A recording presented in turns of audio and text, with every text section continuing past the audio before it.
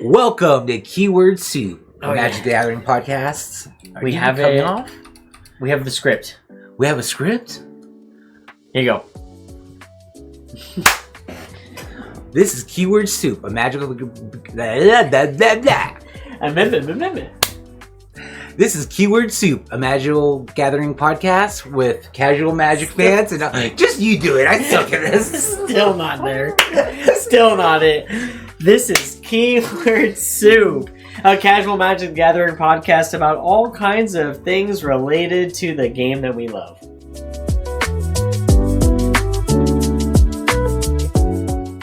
Something like that. See, I did it just fine. Out of your mouth. We're going to have it edited in, yeah. I'm Fern, better known as Hydrozoa. I'm Tsunami, as always Tsunami. Yep, I think we're both in frame here. We got this here. Volume looks good. Levels look good. And we're back! I was thinking about that. We gotta have a way where we start, like, the same every time. Like, so, this is Keyword Super. All right, and we're back. Something like that. I think I kind of got my Olay physical.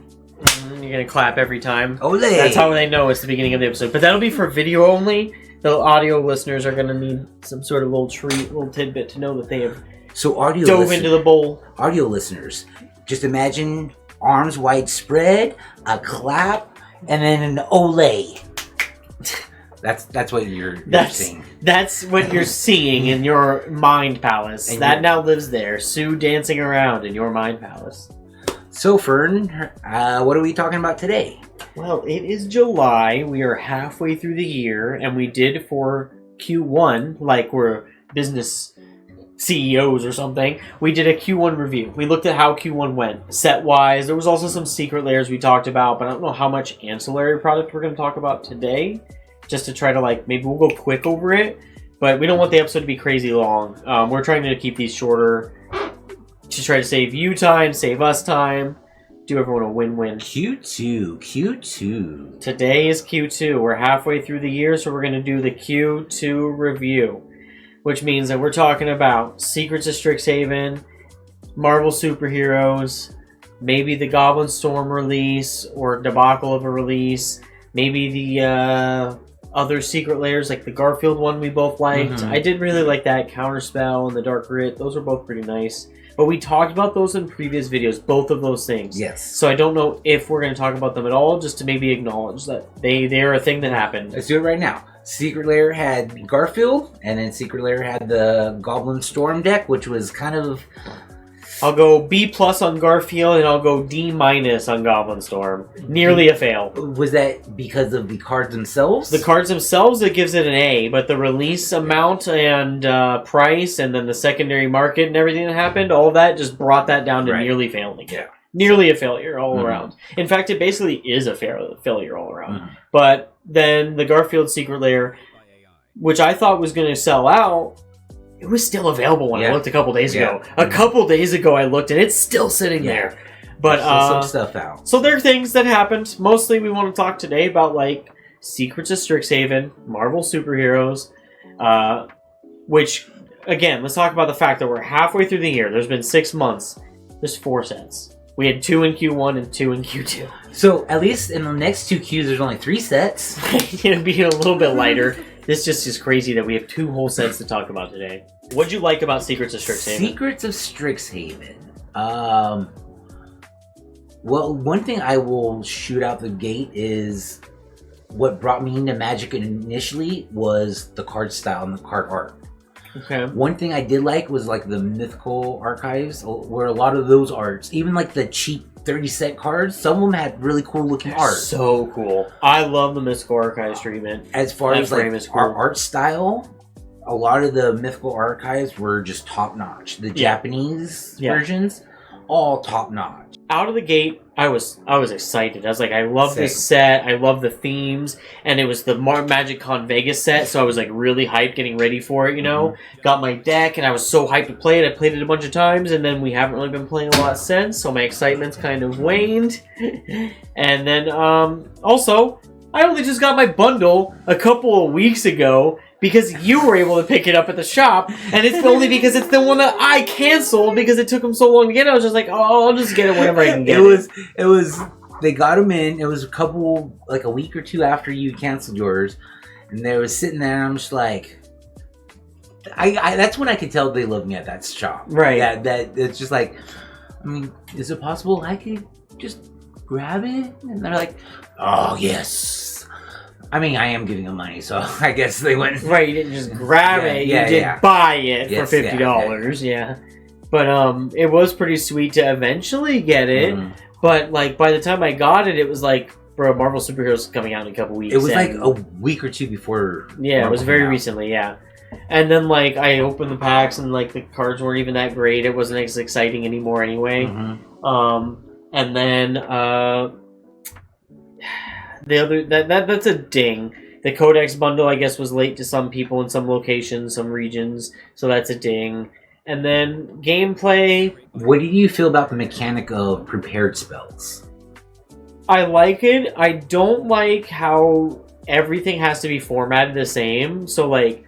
Prepared spells, adventure spells, omens, and there might even be something else. They all look the same functionally, like, or physically, but they don't function the same. Right. So, like, prepared spells, have to know, like, what the creature's prepared... What makes it criteria is, yes. What is it that prepares it? Does it enter prepared? Does it need to be tapped with 3 other creatures? Does it have to attack? Does it have to... do you have to cast 3 spells? Play 3 spells. Yeah, exactly. I think that's only the treasure one or something. The lightning bolt. Okay. Yeah. So like they all have different prepared conditions that have to be met, and that just adds up. That's a lot to keep track of. Yeah. I liked it, but also disliked it. We didn't do a draft for secrets. I didn't draft at the shop. I didn't play in the pre-release, but I hung out and watched you and some other people play. Did we play our precons together? I think we did. Yeah, we did our precons. That's basically my only gameplay for this for Secrets of Strixhaven. Basically, was the Commander precons, and they're fun. I like mine a lot. You got the Silver Quill. Yeah, and you got Quandrix. Johnny got Witherbloom. Cam got Prismari, and then I know someone else who got Prismari as well. So as far as the Commander deck itself, I still have a lot of fun with it. I have vastly changed it. Where I just put way more spells. If it has X in the cost, it's mostly going in the deck. If it's blue or green, and it has X in it, Hurricane. Yeah, exactly. That's in there. Yes, that's definitely in there. Of course, it's in there. Yep. So that was kind of the emphasis with that deck. Is just like if it has X in it, that's why Quandrix is going to give it to you. Mm-hmm. The impetus for my Silver Quill deck, I changed it up a bunch, but haven't touched it since shortly after Magic on Vegas. Basically, it was I want to play a bunch of cheap auras pretty quickly. I want to try to double spell every turn to try to get a bunch of goad triggers off, and then I want to try to draw a bunch of cards off of those triggers as well. So it's really fun. It does what I want to do. A lot of game actions, a lot of drawing cards, a lot of politics. It's all the things I like about the game. It's a very annoying deck to play against, but it also makes the game go a lot quicker because you are hitting. Yeah. You have to hit. Yeah. You have to hit. Exactly. Which is a great... If you get in a pod where there's too many people are trying to just build their board wide, you're going to stop that immediately and make them go at each other and just chip away, and you kind of just sit back and... Yeah, I like that about that strategy. Being able to force everyone to chip away. It's like I'm up on the parapet whispering down. Killian's like, you and you need to fight. It's I love that. Yeah. Killian is, out of all the recent cards that have come out this year, Killian's my favorite of the new cards. I've also noticed between him and Marla and the 2 decks I built this year, I much prefer him because he costs 3 mana. Right. Like I always play him. There's never been a game where I haven't played him. Yeah. Whereas Marlon, there's been a game where I almost didn't play her because it took me forever to get to 5 mana. Even with some ramp I had early, I got stuck at 4 for a while. I was like, wait, what happened? Or you'll get 2 of the colors. You have 4 mana, but you have only 2 of the colors. I need 5, and I need 3 of them to be different colors. Yeah. So it's tough. I do prefer Killian being 2 colors and 3 mana. The deck feels streamlined. It's a lot more fun to play. If I had to grade Secrets of Strixhaven based on like gameplay, design, the theme, mechanics, cards I liked and disliked, I'd give it overall. I think I want to give it an 8, but because of like I feel like I'm being like I might be a little too generous. They also have to we do have to ding the fact that like I don't know if we have to ding the fact, but like I didn't get my bundle until like well after the release, and it should have been available on release day. So don't blame the cards themselves, but the company. It's the company's fault. The company. You can't blame the kids for the sins for the father. Yeah. So it's like with Lorwyn and the other one that was at the beginning of the year, Teenage Mutant Ninja Turtles. Did everything release on time? Yeah. And they were doing staggered low. But because the pizza bundles, we should have known that there's going to be issues this year because when Lorwyn pre-release, we were getting Turtles cards in the pre-release. Everything's been out of whack. And then when Turtles came out, there was Lorwyn stuff in the Turtles stuff. Yes. So also some people found Marvel superhero cards in some packs recently, before the set came out. So it's all out of whack this year. I think we've talked about this before. The wording is quality control. It's just so bad right now. It's there. Hopefully they get it right. Yes. They can steer the ship the right direction next year. Secrets of Strixhaven, if I'm not grading it for the fault of the company's release scheduling and everything, if I'm just grading it for the cards agnostic, the set agnostic, I would go 8. And that means that I think Lorwyn Eclipse I gave a 7 might have to get bumped down because it wasn't as good comparative. And then do I want to maybe bump it down to a 7 even? Because I'm just trying to think about like how will where. If we're looking at my top 5 sets, those are all 10s. Those are all like perfect sets. And then any of the honorable mentions would have been like 9s. Is it really almost as good as those? So maybe it is a 7. Yeah. So I'd say Secrets of Strixhaven, 7. For me, Secrets of Strixhaven will also get a 7. Okay. It was a decently fun set. I was more excited for Secrets. I would even, you know what? Now that I think about it, I might even drop it down to a 6. I did like Lorwyn better, but I dropped it down after thinking about it. But I also like the what's the word now? Kinship of Lorwyn a little bit more.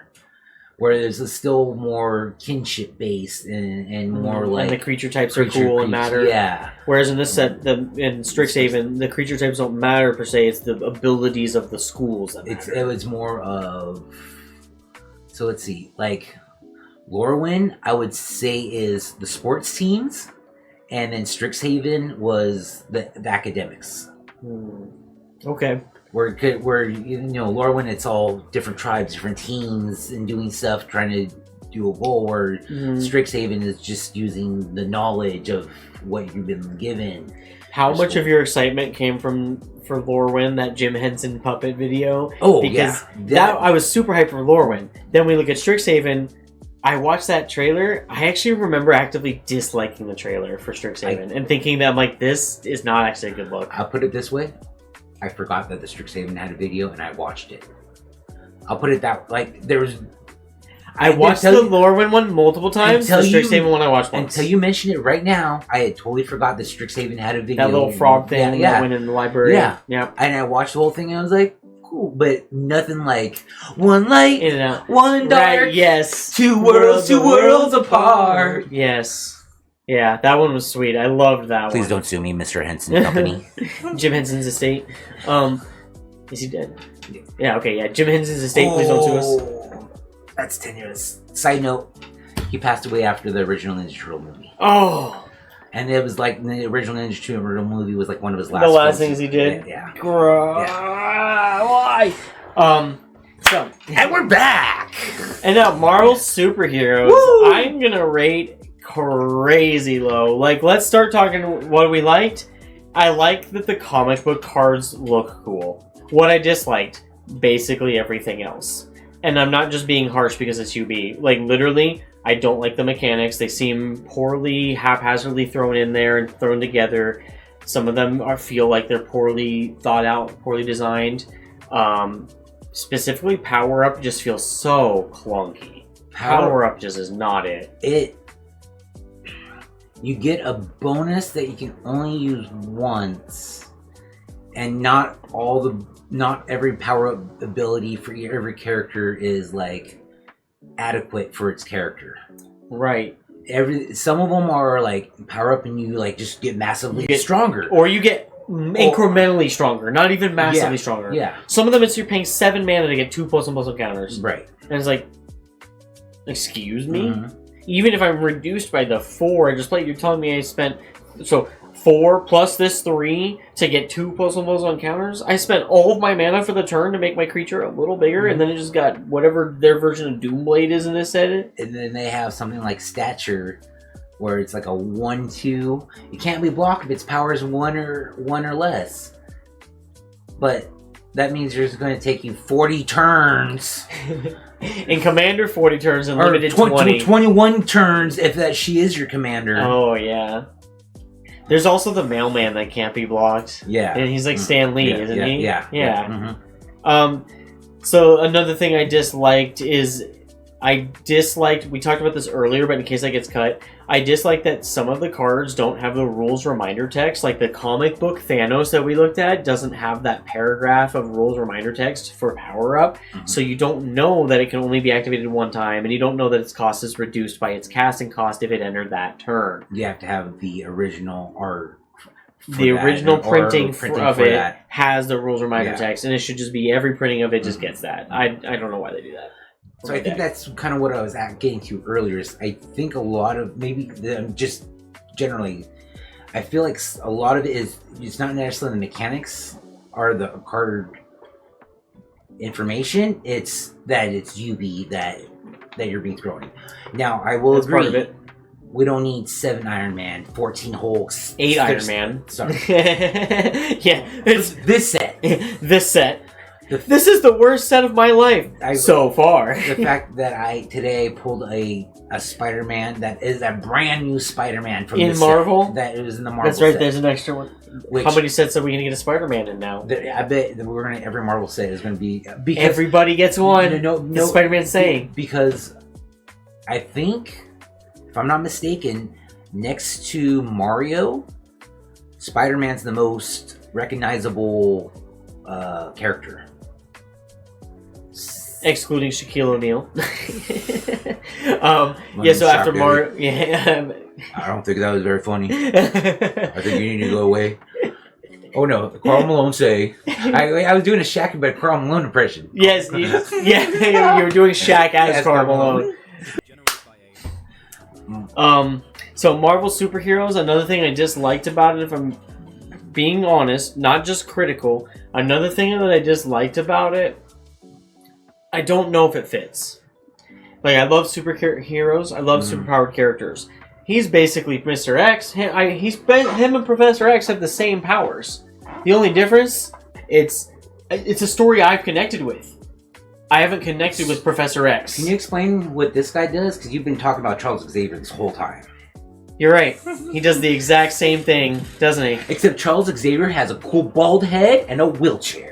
I always liked the version of X where he was in the hover car, the hover chair. The yellow one? Yes, he's the yellow one from like the 94 cartoon. The one they showed in Multiverse of Madness. Yeah. Strange, yeah. And then I also, growing up, because they rebooted X-Men on live screen, the James McAvoy, the X-Men First Class, young Xavier, I really like young Xavier. He reminds me of Jace, where it's like he can create illusions, he can warp your perception of reality, he can read every thought you have. I love that. That kind of character is really cool to me. Obviously. I've had Jace up here every video. So, as of this recording, they just released the first couple episodes of Season 2 of X-Men 97. Oh, yeah. Is it a cartoon? It's a full cartoon. Okay, I feel like I heard about it. So, it's basically a continuation from the cartoon from the 90s. Yeah, from 94 or 95. The last season, I think, was 96. That's why this is X-Men 97. It's to continue. Because it was like 2 years. It was like 94, 95, 96. Something like that. Something like that, yeah. So, and it's updated, a little bit updated, but very close to like kind of the same art style. That's cool. Oh, it's so awesome to watch. Even as much as I love superheroes, even as much as I love superheroes, and I've got Owlmont right here, I've got a Saitama up there, I got a cover to cover. Here, this is a quick aside. It's not even that I'm a hater of Marvel, because I'll be honest with you, I grew up DC. Superman and Batman were my shit. But then at some point I was converted because of this character. Spider-Man is my favorite Marvel character. Was. Now, because of the Avengers movies and Chris Evans, Captain America. Captain America is the best hero. He's just the best. I think what he embodies as a hero is perfect. His cards in Magic the Gathering, they're pretty cool. Not really for me, not my thing. The pre-con, I was having so much anger and frustration playing with it. Yeah. Because I wasn't getting enough card draw. We just had to fix the deck a little bit. And the last couple times I played it, oh my goodness gracious. You can do some fun Papa stuff. I feel like that's every deck these days. They start out like either really good or pretty good. You swap a few cards out. You take a couple of the like clunky things out. A couple of the cards they're putting in there just to put a reprint out. Right. And then the deck kind of runs. You can get it to flow a little bit better. Marvel superheroes. I just updated a few more, added more heroes, which was the good thing about the Spider-Man set coming out beforehand is there's some. You were able to upgrade the deck with existing Marvel cards. Which Marvel had 4 pre-cons? Yes. And it was Captain America, Doctor Doom. So you got that, JD got the other one. The Doctor Doom. There was Black Panther and the Wakandans, which is an artifacts deck, and then the Fantastic Four. And have you had a chance to play with them? No, not any of the other ones besides Doctor Doom. Just those two. Just the Doctor Doom. Okay, we played them like heads up? Yeah. Okay. Yeah. We gotta get a pod. We gotta really get a pod And going. that's also what makes playing a Doctor Doom deck more difficult is playing one-on-one. Yeah. It's because you have no other people to help pick up the threats, especially when he's conniving. You're getting card draw and in and out. So he's just ripping so many cards. Ripping through his deck so quickly that you're just gonna get to what you need. Yeah, of course. Yeah. Well, the decks do seem kind of cool based on what I've heard about them. I haven't really watched much gameplay for this set. I haven't really been as tuned in for this set as I usually am. I'd say that overall, I'm like on a break, at least from actively buying products. I'd still be willing to play games. If someone hands me, I don't know, if someone handed me, I don't even know what card I'm chasing. If someone handed me a card that I'm just like, oh my god, I had to have this, that'd be cool. I'm not really even looking for singles in the binders. Overall, I'm going to rate this set much lower, like maybe it's going to go really low with this one. I was thinking like maybe like a 2 or a 3. I'm thinking like a 2. And I'm thinking 2 only because I like specific cards. And I like that they tried to... Like, it doesn't feel... Actually, no, now the more I think about it, it's a 2. They tried to not just give us like AI slop cards. Like the cards feel like created by humans. But it does still feel like slop. It does still feel like they give us too much soupiness, too much just 8 Iron Mans. You know? So I'm going to give it like a 2. It's a property I am a little more familiar with, so I think the familiarity of the characters helped me embrace them a little bit more. So I am more of a pop culture nerd, not nerd per se versus you. I'm just saying I'm more of the pop culture universe beyond. I have a little more knowledge that way than in game and the Magic lore, the MTG lore. Yeah. So I think maybe that could be. I don't know, because I feel like I rated Turtles like a 5, and I think I think Turtles is a better set than Marvel. And I think I went to the pre-release, I played it. I wasn't even remotely interested in going to this pre-release. There was no way. I was like not interested in going at all.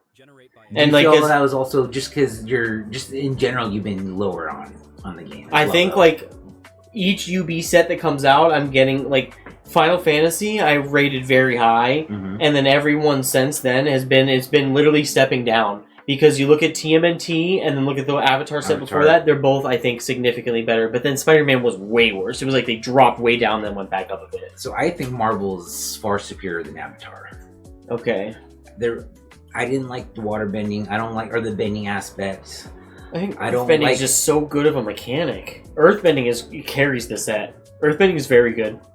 I think it's overrated. As someone who has an Earthbending deck. As someone who's been playing since nearly the beginning, and making lands into creatures has been a thing that's been in the game a lot. It's always been terrible because when you destroy those creatures, you're done. Boop! Yeah, you're beep. So at least these lands will come back. But these ones come back. Yeah. That's why it's such a. They finally, after like 30 years, got that kind of a mechanic right. So I thought it was very well done. It's like a callback to old Magic, and also it could also be my previous knowledge to the property. Mm-hmm. So I had little knowledge of Avatar. I had a lot of knowledge of it. I could see that. Because you also had a lot more for Turtles. And have more knowledge for Marvel. I had less knowledge for Final Fantasy, so Final Fantasy was a lesser set from... Not saying it's a... Final Fantasy, I gave like an 8 or a 9. I'm not saying it's not a better set. Mm-hmm. But for me, my attachment to it is lesser. Yeah. What other ones? Even Lord of the Rings. I'm not a huge guy into Lord of the Rings. That first Lord of the Rings set was so good. It is also... I don't know, to me, Lord of the Rings fits a little that more. First Lord of the Rings set made me hopeful for what UB could be, because that set felt very good. Even though there were a lot of legendaries, the characters all felt well represented. You got like 2 Hobbits, 2 Frodos, you got like 2 Sams, you got like 2 Saurons. Yeah, it wasn't overproduced. Right, you didn't get oversaturated with them. And that's... So, for my Marvel score, I'm going to give it a 7. I enjoy... I think my attachment to the characters... Same... Wait. No, Strixhaven 6. Was a 6? I dropped a 6, yeah. And Marvel, I like is a 7. I like Marvel better, yes. Ladies and gentlemen, we've lost the plot. We've lost the plot. Every day we stray further and further from Nico Bolas. Which one of the... Nico who? Alright, ready to wrap it up? I'm getting too hot. Yep. Alright. Yeah, you are. Yeah, you are. So, I'm surprised with your Marvel and Strixhaven grades, but at the same time... What got me into the Magic? It is the Universe Beyond stuff. I do think that, like, at the end of this year, I'm going to definitely be the much more negative one, and just feel partially like it's going to be going down for me. Now, I also am going to put the caveat. It's probably going to go a lot further down for me, because, again, Hobbit, I have very little familiarity to. Mm-hmm. Star Trek, I have very little familiarity to. Marvel is a 2, because Star Trek will be a 1. I have a feeling. It's going to be a 1. Star Trek's going to be... Unless there is an Ice Till Explorer type card in the deck. It literally needs to be Ice Till Explorer. That's what I'm saying. Is like, I didn't like Edge of Eternities. Like, Edge of Eternities is like a 2 to me. It's funny because I loved Edge of Eternities, but because of the art and the planets, but not because of the cards themselves. Ice Till Explorer is cool, but I don't... it could be anything that does that. It feels like it's a 1 card set. Maybe there's another... Edge of Ice Till Explorer Eternities. Yeah. That's so funny. So yeah, we looked at Q2 of 2026. We talked about Secrets of Strixhaven, Marvel Superheroes. There were some other things that have come out this quarter, but we talked about them in other videos, so we don't really have too much else to say. I just realized, like, literally at the very end, this is like a tiny bit too high. So I was going to mention that earlier, and then we kept talking, and then I got distracted, and then I was like, no, it's gonna be up there like the whole time.